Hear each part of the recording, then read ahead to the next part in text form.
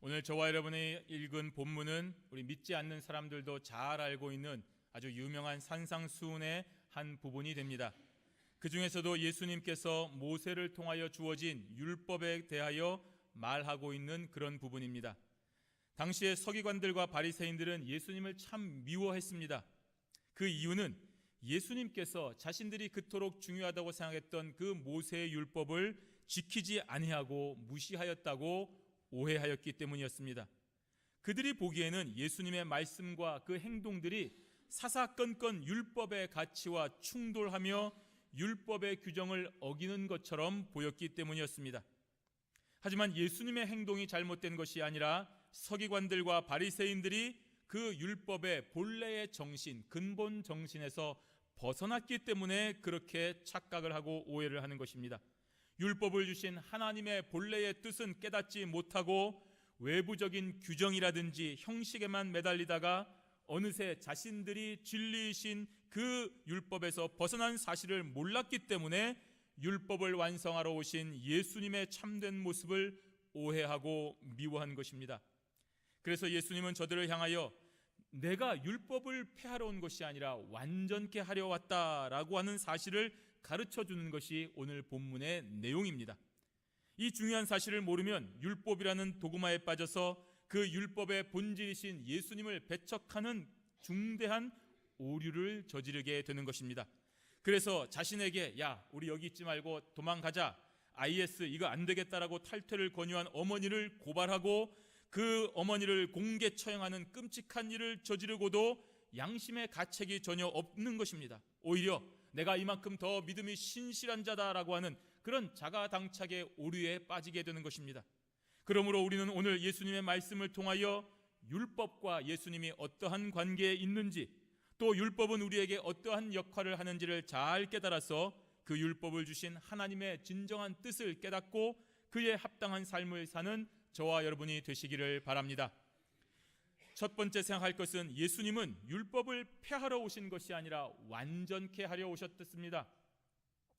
예수님과 율법은 서로 상반되는 것이 아닙니다. 예수님은 율법을 주신 분이시면서도 친히 인간의 모습으로 오셔서 그 율법 아래에 자신을 두셨습니다. 그 이유는 율법을 온전히 지키심으로 완전케 하시기 위함이었습니다. 이러한 예수님께서 이 땅에 오심 자체가 바로 율법의 완성이 됩니다. 그래서 예수님과 율법은 서로 대치되는 것이 아니라 완벽하게 서로 하나가 되는 것입니다.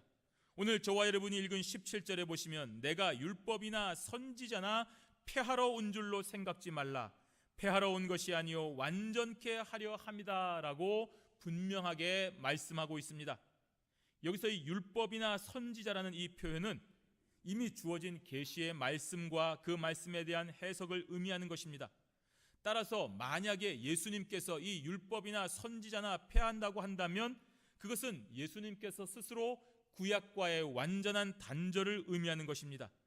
즉 하나님께서 구약을 통하여 말씀하신 예수 그리스도의 오심과 그 오심에 대한 수많은 선지자의 예언을 스스로 부정하는 것이 됩니다. 도무지 맞지 않는 것입니다. 그래서 예수님은 서기관과 바리새인을 비롯한 수많은 사람들에게 자신의 존재는 율법을 폐하는 것이 아니라 완전케 하심이라는 이 분명한 선언을 하고 계시는 것입니다. 이 완전케 하다는 말은 가득 채우다, 완성하다는 뜻입니다. 그러면 왜 예수님의 오심이 율법을 완성케 하는 것입니까?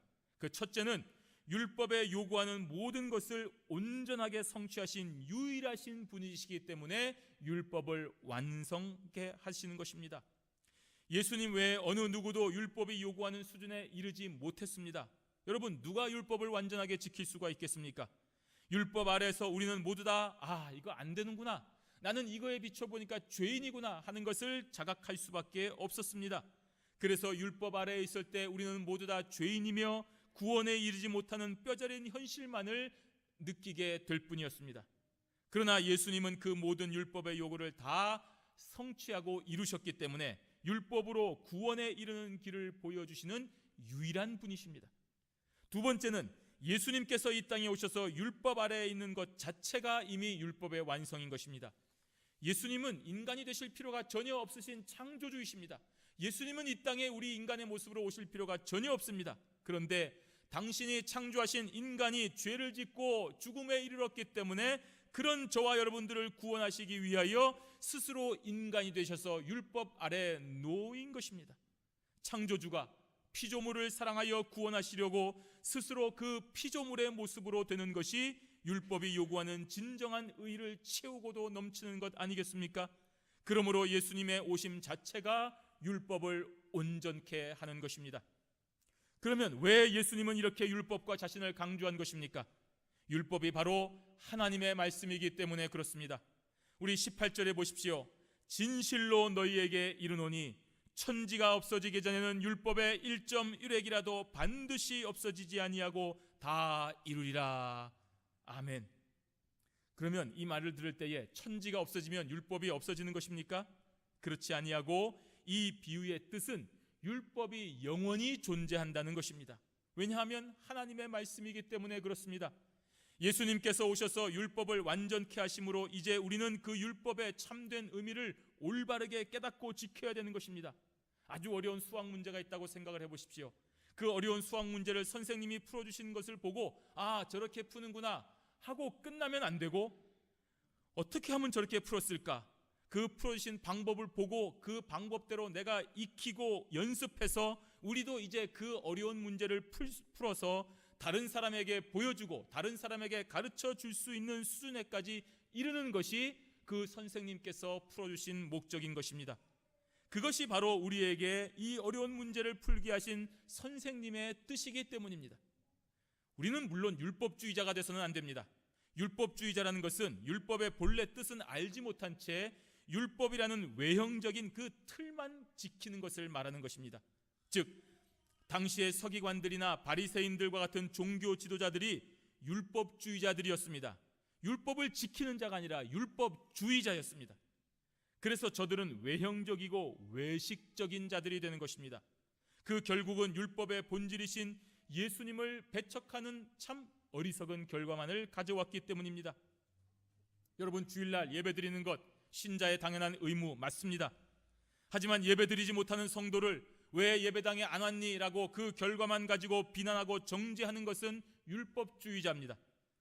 왜 주일날 예배에 나오지 못하는지를 알려해야 되고 그 문제에 대하여 내가 같이 도와줄 수 있으면 도와주고 고민하고 기도하는 것이 진정한 율법의 정신을 지키는 것이 됩니다.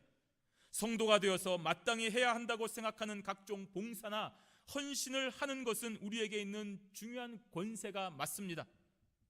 그러나 그 권세를 누리지 못하는 자들에 대하여 너 왜 이러니 하고 정죄하고 판단하는 것은 율법주의자가 됩니다. 예수님의 제자라고 한다면 그러한 연약한 자들의 입장을 헤아리고 보살펴 주므로 때가 될 때에 그 자신들의 역할을 할 수 있도록 기다려주는 인내가 필요합니다. 그러한 성도가 바로 율법의 참된 의미를 깨닫고 그 율법을 실천하는 자가 되는 것입니다. 예수님께서 율법의 모든 조항이 다 이루리라 라고 했습니다. 왜냐하면 하나님께서 주신 진리의 말씀이기 때문에 그렇습니다. 그러므로 성도는 예수님의 오심으로 인하여 이제는 더 이상 율법을 지키지 않아도 된다라고 착각해서는 안 됩니다. 오히려 예수님께서 그 율법을 하나하나 다 지키신 것처럼 우리도 그 길을 따라 율법을 온전히 지키는 자들이 되어야 됩니다. 도무지 풀 길이 없는 어려운 문제를 선생님께서 풀어주셔서 그 답을 알려주셨다고 해서 우리가 그 문제를 풀 때에 답만 외워서 기록하는 것은 아무런 의미가 없습니다. 아, 저 문제 선생님이 풀어줬는데 0이더라, 1이더라, 2번이더라. 의미가 없습니다. 그 풀어주신 방법 하나하나를 잘 기억하고 이해하여서 그대로 풀어서 그와 관련된 문제가 응용되어 나올 때에 우리도 그대로 풀어 그 답에 도달할 수 있는 것이 의미가 있는 것입니다. 그처럼 우리는 이제 율법의 완성자가 되신 예수님을 따라 진정한 성도의 삶을 살아가야 되는 것입니다. 내가 원하는 계명은 지키고 내가 지킬 수 있는 것은 지키고 내가 원하지 않거나 내가 지키기에 어려운 것은 지키지 않는 것은 참된 제자라고 할 수가 없는 것입니다. 우리 19절 말씀에 한번 같이 읽도록 하겠습니다. 19절 말씀 함께 읽습니다. 그러므로 누구든지 이 계명 중에 지극히 작은 것 하나라도 버리고 또 그같이 사람을 가르치는 자는 천국에서 지극히 작다 일컬음을 받을 것이요 누구든지 이를 행하여 가르치는 자는 천국에서 크다 일컬음을 받으리라. 아멘. 당시에 이 유대의 랍비들은 율법을 몇 가지로 구분을 했습니다. 아주 중요한 율법, 조금 덜 중요한 율법, 그리고 좀 더 덜 중요한 율법, 이렇게 차별적으로 구분을 했습니다. 그래서 더 중요한 것부터 지키라고 가르쳤습니다. 이것부터가 벌써 율법의 참된 정신을 깨닫지 못한 것입니다. 하나님의 말씀이 더 중요한 것이 어디 있습니까? 덜 중요한 것이 어디 있습니까? 하나님의 말씀은 다 중요한 것입니다. 그래서 예수님은 누구든지 이 계명 중에 지극히 작은 것 하나라도 버리거나 버리라고 가르치지 말라고 말씀하시는 것입니다.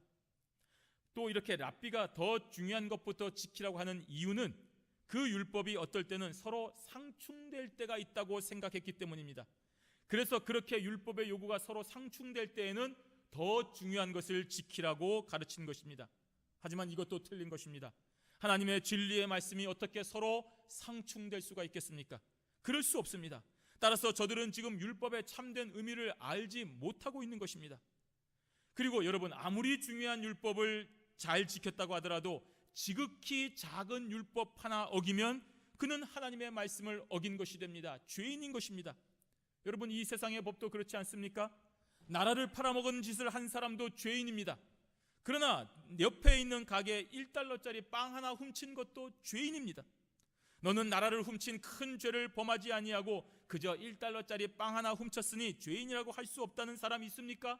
없습니다. 이처럼 율법의 지극히 작은 것 하나라도 버리거나 어기면 하나님 앞에서 똑같은 죄인이 될 뿐입니다. 야고보서 2장 10절에 누구든지 온 율법을 지키다가 그 하나에 거치면 모두 범한 자가 된다라고 했습니다. 그렇습니다. 아무리 모든 것을 잘 지키고 거룩한 척 살다 하더라도 지극히 작은 율법 하나라도 어기는 순간 그 사람은 하나님 앞에 돌이킬 수 없는 죄인인 것입니다. 그래서 예수님은 이 계명 중에 지극히 작은 것 하나라도 지키라라고 말씀하고 계시는 것입니다. 그러므로 성도는 예수님의 말씀을 따라 율법을 폐하는 자가 되지 말고 그 주신 율법의 지극히 작은 것 하나라도 지키며 사는 자들이 되어야 되는 것입니다. 만약에 그렇지 않다면 우리는 또 다른 의미의 예수주의자가 되고 마는 것입니다. 율법주의자가 무엇입니까? 율법주의자가 율법 때문에 진리신 예수님을 배척한 것처럼 율법을 무시하고 오로지 예수주의로 빠지게 된다면 예수님을 보내주신 하나님의 참된 뜻을 깨닫지 못하고 우리도 또한 그저 예수주의자가 되어서 그 행하신 기적과 표적만 따르는 표면적인 성도가 될 수밖에 없는 것입니다. 예수님은 율법을 폐하러 오신 것이 아니라 완전케 하신 분이심을 분명히 깨닫고 오늘도 예수님을 따라 율법도 온전히 지키는 자가 되어 참된 제자들이 되시기를 바랍니다. 우리 두 번째로 생각할 것은 구원받은 성도는 이러한 율법의 근본 정신을 온전히 지키는 삶을 살아야 된다는 것입니다. 우리는 율법을 지키는 것이 구원받은 성도에게 주어진 것임을 알아야 됩니다. 모든 사람에게 주어진 것이 아닙니다. 오늘 저와 여러분이 읽었던 19절에 보시면 그러므로 누구든지라고 했습니다. 이 누구든지라고 하니까 모든 사람을 말하는 것보다 아닙니다. 이 누구든지라는 말은 오늘 이 산상수훈의 앞에 나오는 팔복에 참여한 자들을 말하는 것입니다. 즉 모든 사람이 아니라 구원을 받고 있는 예수님의 제자들을 가리켜 하신 말씀이 됩니다. 그러한 자 중에서 율법의 지극히 작은 것 하나도 버리거나 또 다른 사람에게 버리라고 가르치는 자는 너희들은 천국에서 지극히 작다 일컬음을 받는 것이다 라고 말씀하신 것입니다. 이 말은 구원받은 그 이후, 구원받은 성도의 그 이후의 삶에서 일어나는 일이라는 것을 알 수 있습니다. 율법을 지키는 것이 구원의 조건이 아니라는 말입니다. 당시 제자들 중에서는 예수님을 따라다니면서 예수님이 메시아구나 하라고 믿고 따르면서도 서기관이나 바리새인들의 가르침에 영향을 받아서 중요한 율법이 있고 덜 중요한 율법이 있다라고 나누어서 어떤 것은 지키고 어떤 것은 지키지 않아도 된다라고 하는 그런 법을 따르는 제자들이 있었습니다. 그들에게 예수님께서 이같이 가르쳐 주신 것입니다. 이들이 율법을 나눈 이유가 무엇입니까? 하나님의 말씀을 그대로 지키기에는 불가능해 보였기 때문입니다. 하나님의 말씀을 인간적으로 생각하여 합리적이며 이해되는 선에서 지키려고 했기 때문에 이와 같은 행동을 한 것입니다. 야, 하나님의 말씀을 어떻게 다 지키며 사냐? 오늘 같은 날 이 첨단 시대에 하나님의 말씀을 고지고대로 지키다간 우리는 살아갈 수가 없다라고 생각을 하는 것입니다. 참 합리적인 것 같습니다. 참 이성적인 것 같습니다. 그래서 저들의 가르침은 사람들에게 인기가 있습니다. 야, 정말 좋은 해석이다. 참 합리적이다. 그러나 하나님의 편에서는 전혀 그렇지 않습니다. 그러므로 예수님은 그와 같은 사상으로 인간 편에서 하나님의 말씀을 왜곡하거나 하나님의 말씀을 수정하는 인본주의적인 견해를 틀리다고 말씀하시는 것입니다. 20절 말씀해 보십시오. 내가 너희에게 이르노니 너희 의가 서기관과 바리새인보다 더 낫지 못하면 결단코 천국에 들어가지 못하리라 하고 했습니다. 오늘 서기관과 바리새인의 의는 인본주의입니다. 인간 편에서 하는 것입니다. 인간에게 합당하게 하는 것입니다. 사람을 위한 것이었습니다. 사람을 이해시키는 것이었습니다. 사람 편에서 율법을 지키는 것입니다. 그리고 그러한 인본주의이면서도 마치 자신이 하나님을 위한 것인 것처럼 외식까지 하는 불의한 자들이었습니다. 그러므로 서기관과 바리새인의 의는 불의한 죄악입니다. 그리고 예수님께서 말씀하시는 더 낫지 못하면이라고 하는 이 말은 서기관과 바리새인과 제자들을 비교하여 어떤 더 낫다는 그런 비교의 말씀이 아닙니다. 따라서 지금 저들이 주장하는 의보다 더 열심을 낸다거나 더 많이 지키는 차원의 나음이 아니라 전혀 새로운 의미를 말하고 있는 것입니다. 즉 예수님께서 말씀하시는 의는 사람이 행함으로 얻는 의가 아니라 성령으로 거듭나는 자만이 할 수 있는 새로운 의를 말하는 것입니다. 요한복음 3장 3절에 사람이 거듭나지 아니하면 하나님 나라를 볼 수 없느니라고 했습니다. 여기서 이 거듭나지 아니하면이라는 말은 인간 편에서 의지로 되는 것이 아닙니다. 내가 거듭나야지, 내가 잘 살아야지, 내가 정말 하나님 말씀대로 지켜야지, 내가 열심히 해야지, 교회 생활 잘해야지, 내가 헌금 생활도 잘하고 내가 최선을 다해야지 하고 하는 그런 의지로 거듭날 수 있는 것이 아닙니다. 오로지 하나님의 섭리와 계획으로만 가능한 것을 말하는 것입니다. 따라서 하나님의 능력으로만 가능한 그러한 의가 아니고서는 결단코 천국에 들어갈 수 없다라는 것을 예수님께서 말씀하는 것입니다. 오늘 이 본문 이후에 한번 여러분 집에 가셔서 읽어보십시오. 본문 이후에 주어지는 내용 여러분 잘 아시겠지만 도무지 불가능해 보이는 요구들이 나옵니다. 살인하지 않는 것뿐만 아니라 형제에게 야, 너 참 미련하다 라고 하는 욕하는 것도 지옥불에 들어간다고 말합니다. 형제와 다투고 아무 일도 없는 것처럼 예배드리러 오지 말라고 했습니다. 하나님께 예배드리기 전에 반드시 먼저 그 형제와 화목한 후에 예물을 드리고 예배를 드리라고 했습니다. 얼마나 힘든 일입니까? 그러니 여러분 아무리 어려워도 아무리 여러분이 억울해도 먼저 찾아가라고 하는 말씀입니다. 간음하지 않고 간음하지 않는 것으로 끝나지 아니하고 여러분 여자를 보고 음욕도 품지 말라고 하십니다. 오른편 뺨을 치거든 왼편 뺨도 치라고 돌려대라고 했습니다. 내 속옷을 원하는 자에게 내 겉옷까지 주라고 했습니다. 나에게 오리를 같이 가자고 부탁하는 자에게 십리를 동행하라고 말씀하십니다. 심지어 여러분 원수도 사랑하라고 말씀하십니다. 여러분 이거 지킬 수 있습니까? 여러분 인간의 힘으로 가능한 요구입니까? 도무지 이것이 우리에게 합리적이고 이성적인 요구가 맞습니까? 그런데도 이것을 하라고 말씀하십니다. 그리고 이러한 것을 지키는 것이 바로 서기관과 바리새인보다 더 나은 의라고 말씀하십니다. 정말 사람의 힘으로 가능한 것입니까? 불가능합니다. 그러면 어떻게 해야 됩니까? 하나님의 크신 은혜를 간구해야 됩니다. 하나님, 저 못합니다. 저 이렇게 살 수 없습니다.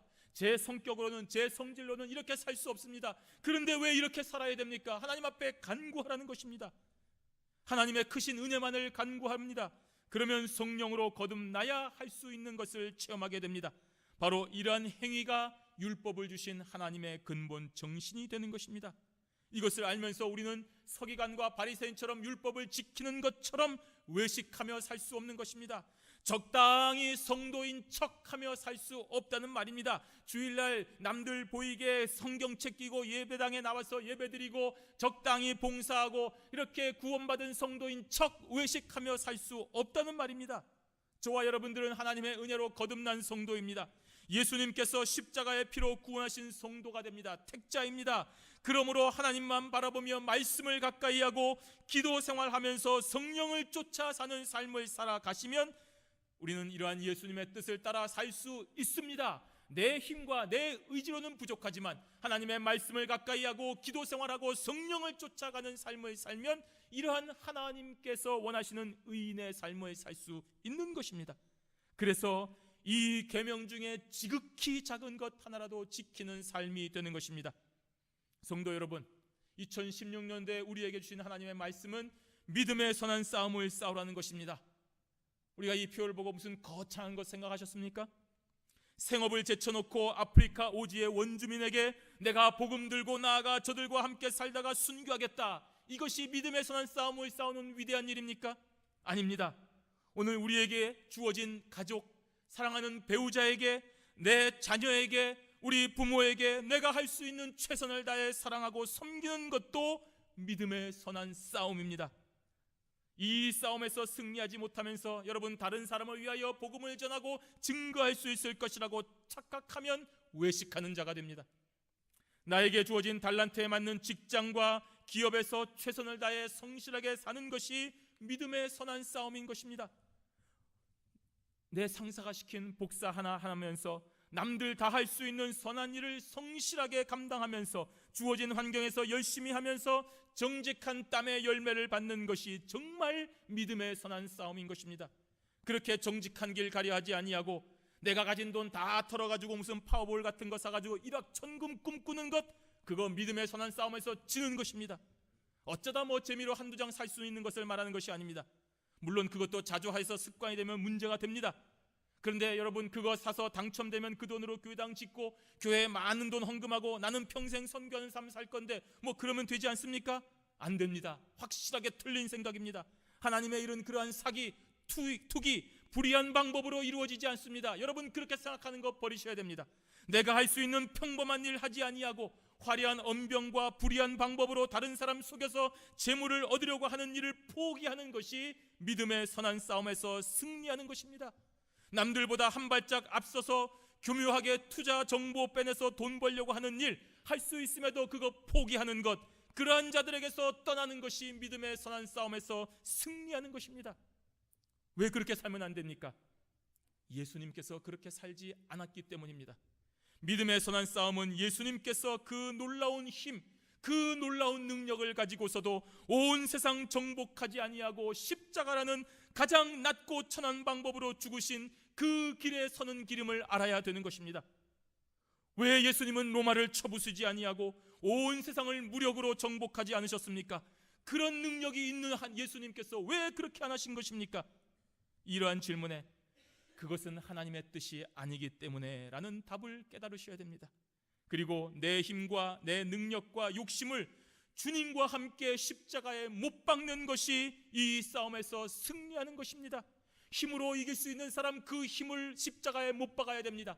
다른 사람보다 뛰어난 지혜로 그 사람보다 앞서 나갈 수 있는 그 능력, 십자가에 못 박고 죽어지는 것이 믿음의 선한 싸움에서 승리하는 것입니다. 이 세상에서 높아지려고 하지 마시고 주님처럼 낮아지셔야 됩니다. 그렇게 몸부림치는 것이 믿음의 선한 싸움입니다. 내가 최고인데, 내 이름을 드높여야 되는데 그렇게 내 이름 나타내려 하지 말고 오늘도 주어진 여러분의 삶 속에서 온전히 하나님의 거룩하신 이름만 나타내려고 애를 쓰십시오. 그것이 믿음의 선한 싸움입니다. 우리는 바로 이 싸움을 싸워야 되고 여기서 승리해야 됩니다. 그렇지 않으면 우리는 서기관과 바리새인의 의보다 못한 자가 되는 것입니다. 여러분, 2016년도에 높아지려고 하십니까? 낮아지십시오. 그것이 믿음의 선한 싸움입니다. 여러분의 혈기대로 살고 싶으십니까? 그것 죽이십시오. 십자가에 못 박으십시오.